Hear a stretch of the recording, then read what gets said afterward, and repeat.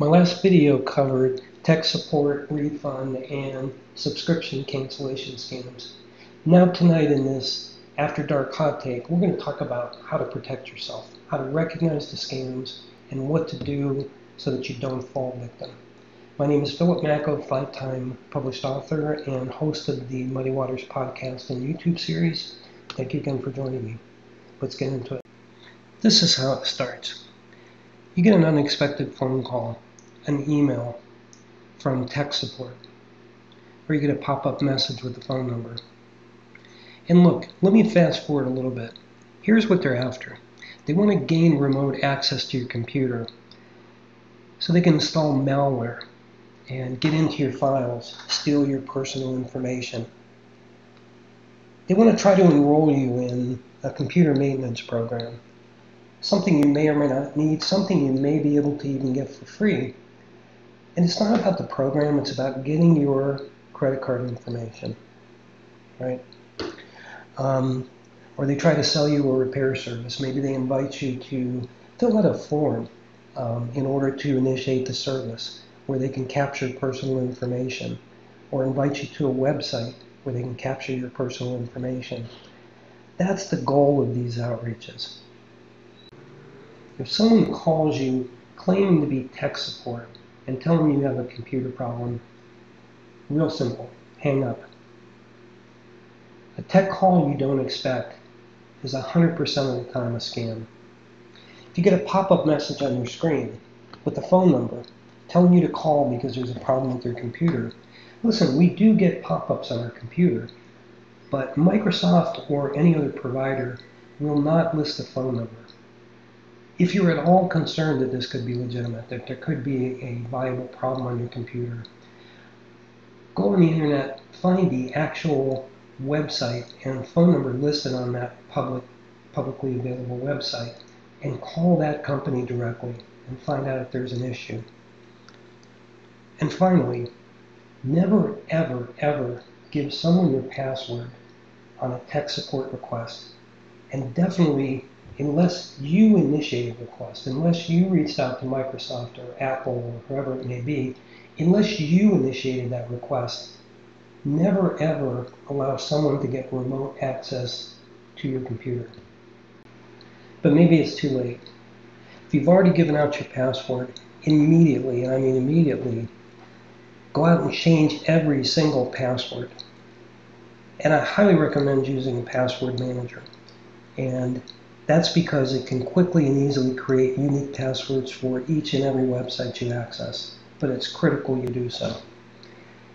If you allowed them on to your computer screen doing a screen share, immediately run a virus scan and follow the prompts. Anything that the virus scan identifies as a potential threat, be sure to delete it.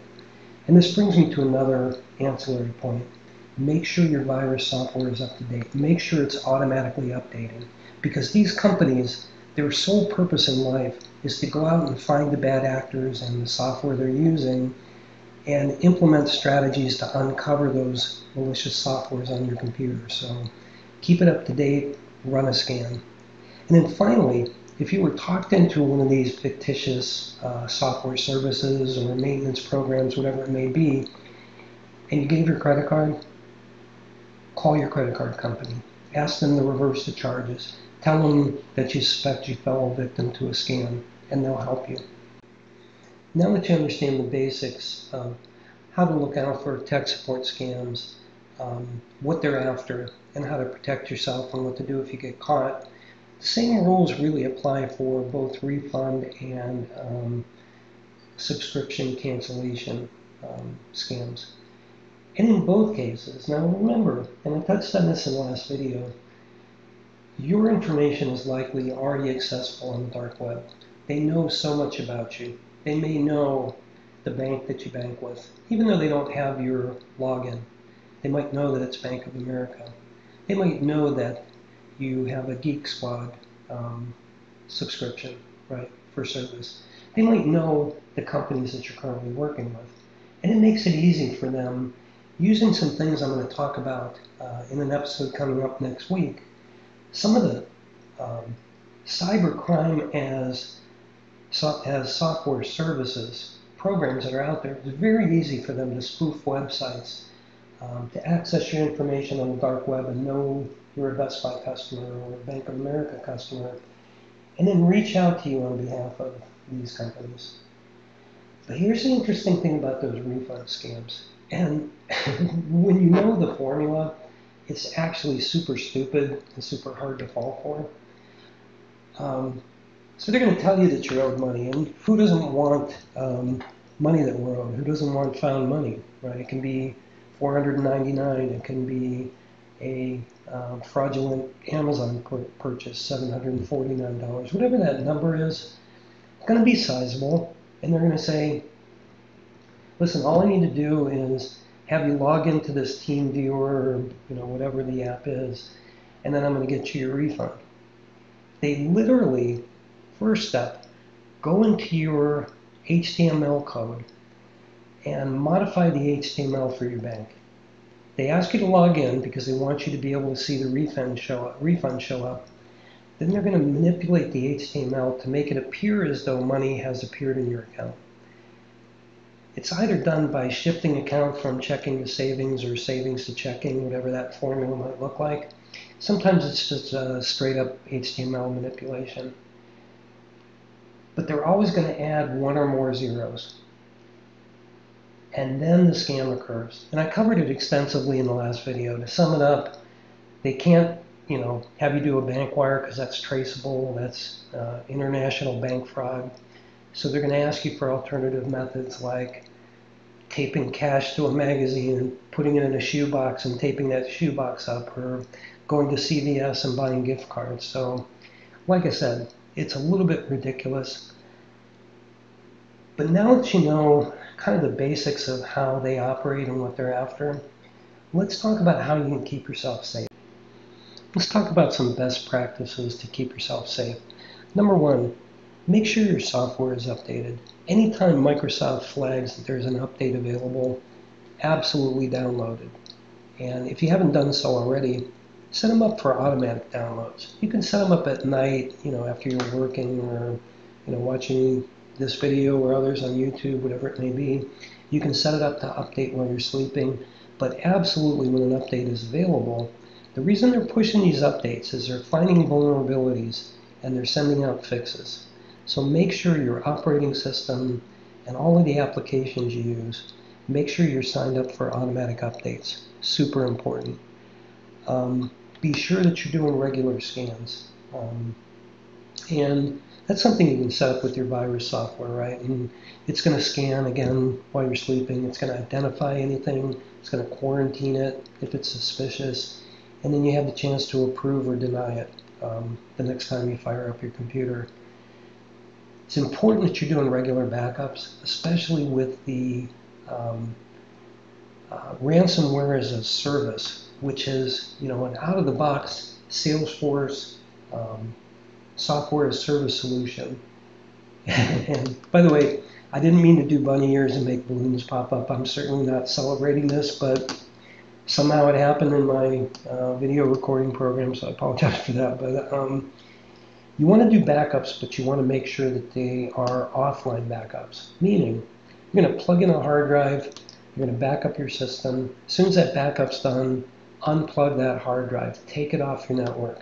Because if someone does get into your system, if you're backing up at least once a week personally, or as a business, maybe one time per day or multiple times per day, you can always restore that old backup. As long as the backup isn't online, the hackers won't have access to it, and you're not going to be subject to those ransomware requests. So super important as well. Here's something you may not know, and it's a little bit spooky. So your network router comes with an assigned network name and password.